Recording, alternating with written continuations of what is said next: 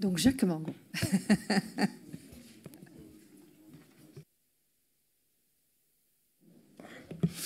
Voilà, Madame la Présidente, mes chers collègues, quelques mots sur ce compte administratif. Tout d'abord, un premier mot pour exprimer notre étonnement face à la procédure qui a eu lieu et qui était tout à fait inhabituelle dans l'expression du président envers les employés du département.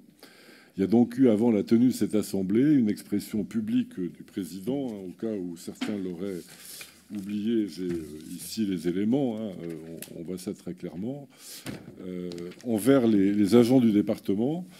Et donc, à notre sens, c'était une faute, je dirais même une double faute. Première faute, d'abord, ce compte administratif n'existe que dans la mesure où nous l'aurons voté, il aura été adopté par cette Assemblée. Donc c'est une faute par rapport à l'Assemblée.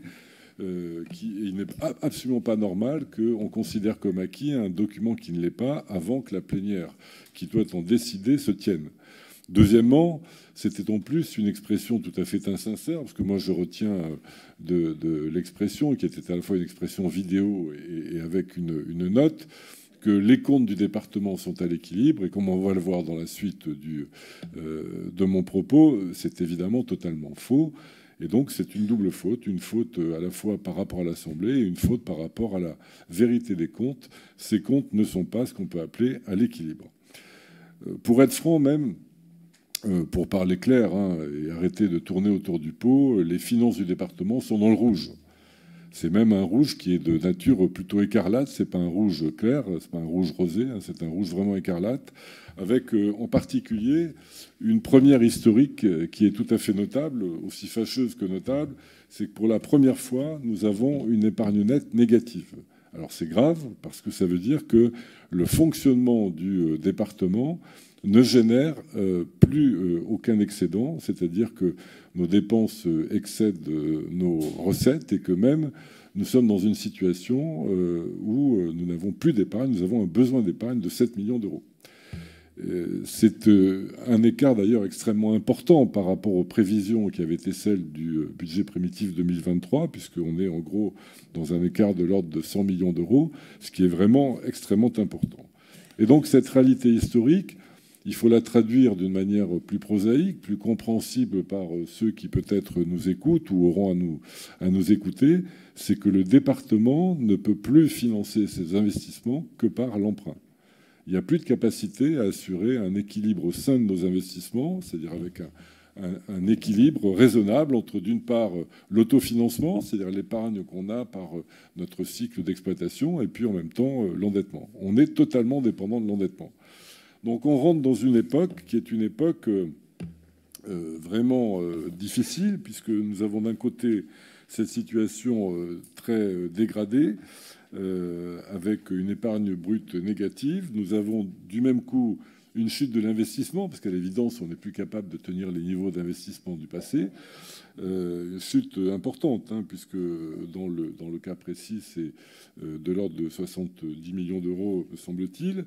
Et puis, chute d'investissement qui se ressent dans des vraies politiques du département. Le ralentissement du plan collège, un certain nombre de dépenses qui sont décalées, et donc une situation vraiment, vraiment complexe, avec un niveau d'endettement, bien sûr, qui augmente en proportion. Alors, évidemment, cette situation de dégradation des finances départementales, elle n'est pas que le fait du département de la Gironde. Et il faut reconnaître qu'il y a une part qui est exogène, qui est une part que tous les départements connaissent. Ça, nous ne nions évidemment pas cet aspect. En revanche, le département de la Gironde, et c'est pour ça que cette situation est très mauvaise, va bien au-delà de ce que la conjoncture amène comme dégradation des finances départementales un peu partout en France. Le budget départemental de la Gironde est, je l'ai dit, très dégradé. Et dans une certaine mesure, on est même en droit de se poser la question, quand on se remémore ce qu'a été la préparation du budget primitif 2023, de sa sincérité. Vous avez pendant longtemps fait l'autruche D'ailleurs, je rappelle aussi que notre débat n'est pas un débat sur le DMTO, mais un débat sur le compte administratif. Mais vous avez longtemps fait l'autruche sur la baisse qui était pourtant très prévisible depuis longtemps, qu'on imaginait bien drastique. Il n'y avait aucune raison pour que le département de la Gironde, par miracle, échappe à ce que connaissent tous les acteurs économiques, privés ou collectifs. Vous avez longtemps fait l'autruche là-dessus et maintenu des niveaux de prévision extrêmement optimistes. Nous vous en avons souvent fait la remarque, je dirais pratiquement à chaque budget primitif depuis maintenant 3 ans. À chaque fois, nous vous trouvions extrêmement optimistes et ça vous permettait de présenter des budgets qui avaient encore un peu d'allure, en tout cas plus qu'aujourd'hui. Mais à un moment ou à un autre, les chiffres sont têtus, la réalité nous rattrape. C'est ce qui se passe.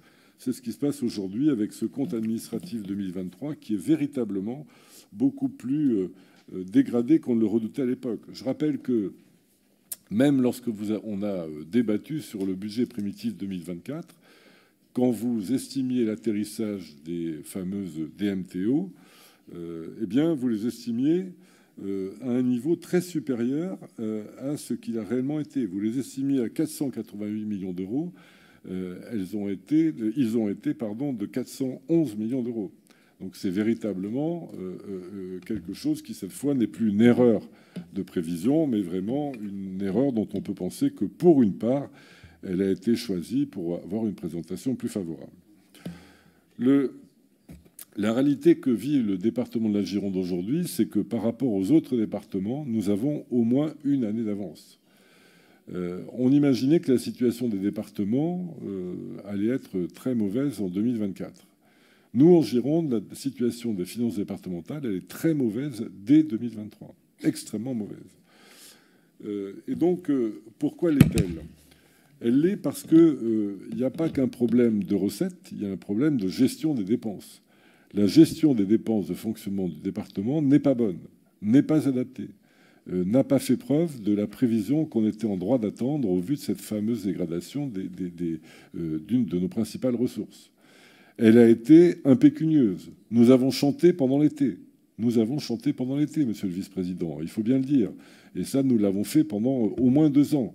Et donc, aujourd'hui, nous nous trouvons fort démunis. Absolument. Absolument démunis. Et donc, la question qu'on peut se poser, c'est par exemple, s'il faut prendre un exemple, sur les dépenses de fonctionnement qui augmentent de 5,7%, bien sûr, il y a des éléments qui sont des éléments conjoncturels. Mais il y a aussi des éléments qui résultent de nos choix. Était-il raisonnable et prudent en 2022 d'augmenter les dépenses de personnel de 12%? Est-il encore raisonnable de les augmenter en 2023, on le voit au travers du CA, de 10, quelque chose %? Tout ça génère des hausses de dépenses qui sont considérables, alors que nos recettes reculent. Et encore toutes nos recettes ne reculent pas. Les recettes, par exemple, qui proviennent de l'État, les recettes de TVA, progressent de manière régulière depuis 2021. Donc, véritablement, ce qui nous pose problème, c'est bien votre gestion. Il n'y a pas de gestion opportune des dépenses. Et depuis 3 ans, cette gestion-là est une gestion de déni. Donc aujourd'hui, ce qui nous inquiète, c'est que nous sommes dans une situation extrêmement dégradée aujourd'hui. Je ne reprendrai pas les termes mêmes que vous avez employés, mais la capacité de désendettement atteint des chiffres jamais vus, 136 comme ratio. Évidemment, avec une capacité d'autofinancement nulle, on les comprend. Mais ce qui est inquiétant, c'est comment va-t-on redresser ? Comment va-t-on redresser alors que vous n'êtes pas sur une trajectoire de maîtrise des dépenses de fonctionnement ?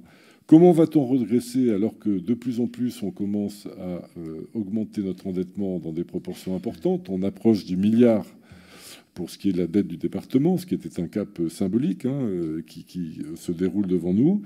Et la question qui va se poser pour une partie, c'est sans doute l'avenir du plan collège Ambition 2024, dont on nous a dit tout à l'heure, et c'est exact, que c'est une nécessité pour les besoins de la population girondine. On va bientôt être dans une nécessité de tout financer par l'emprunt. Car ce qui s'est passé en 2023 ne va pas s'améliorer en 2024. Et pour autant, vos prévisions faites pour le BP 2024 sont des prévisions que nous jugeons extrêmement optimistes. Donc, notre inquiétude est grande pour 2024. Il y a des renoncements qui vont devoir s'opérer. Est-ce que ces renoncements vont porter sur l'essentiel? Est-ce que ces renoncements déjà n'auraient pas dû, comme nous le demandons régulièrement depuis 2 ans, porter sur des dépenses accessoires, non essentielles du département, des choix que vous faites au-delà de nos obligations et qui finissent par coûter cher et par générer beaucoup de coûts qui ne sont pas à la hauteur de nos moyens maintenant? Donc toutes ces inquiétudes sont là et font que, bien évidemment, nous serons amenés à émettre un vote négatif sur ce compte administratif qui est un compte extrêmement préoccupant.